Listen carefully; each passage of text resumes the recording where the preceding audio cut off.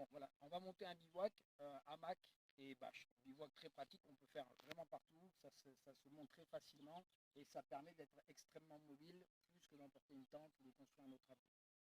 Avant de monter son abri, d'abord je vais vérifier les arbres. Est-ce que les arbres sur lesquels je me suis mis sont solides et ne sont pas pourris autour? Est-ce que j'ai un arbre mort qui peut me tomber dessus? Est-ce qu'il y a des branches en suspension dans la canopée qui peut tomber sur mon abri la nuit? Risque de mort numéro 1 ou d'accident en forêt, c'est la chute de branches et d'arbres. Ensuite, j'installe ma bâche. On va parler de la fêtière dans une seconde. La bâche, l'inclinaison. On est en été et il y a très peu de chances qu'il pleuve ce soir. Donc j'ai opté pour une ouverture maximale de façon à avoir de l'air sous ma bâche et de pouvoir profiter de la vue qui est quand même pas mal. Si on est un jour où il y a de la tempête, j'incline mes bâches plus. Si dans la nuit il se met à pleuvoir, je peux descendre ma bâche et incliner celle-ci de façon à me protéger de la pluie. Voilà, on approche.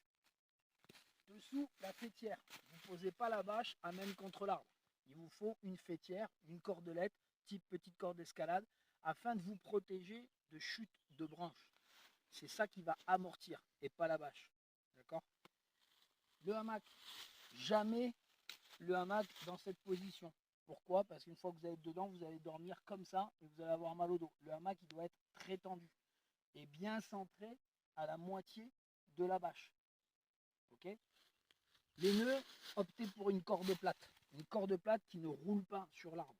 Okay, suffisamment longue de manière à bien entourer l'arbre, que quand il y a traction avec le poids, ça vient serrer contre l'arbre et pas mettre une tension sur le nœud. Le nœud là, il n'y a rien comme nœud. C'est un nœud lâche, rapide, que je peux défaire avec 2 doigts. Ensuite, cette petite cordelette qu'on peut utiliser avec n'importe quel genre de tissu, mais un tissu très poreux, ça sert à quoi?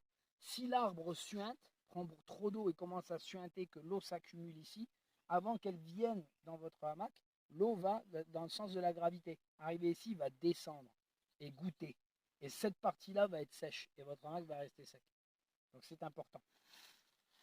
Ensuite ici, voilà, j'ai utilisé ces piquets pour régler l'inclinaison de la bâche. J'aurais pu les planter directement au sol avec une inclinaison prononcée en cas de tempête. Ici, ça va me permettre d'avoir ça qui est relié au sol avec des piquets plantés dans la force de direction opposée et non pas droit. Et le nœud toujours en bas, pas en haut, parce que la force de traction est plus importante, ça va arracher votre piquet. Donc vous le plantez dans la direction opposée, vous regardez votre bâche est bien tendue, et ensuite vous attachez. Et là maintenant, je peux régler la hauteur de ma bâche ici, qui est indépendante, les 2 ficelles, où je veux. Il commence à avoir du vent, il pleut, je descends ici. Il fait bon, je garde ici. Sur l'autre, j'ai pu même garder un Y qui va me permettre d'accrocher mon kit de toilette, mon kit de feu, les affaires que je veux garder autour de moi au camp.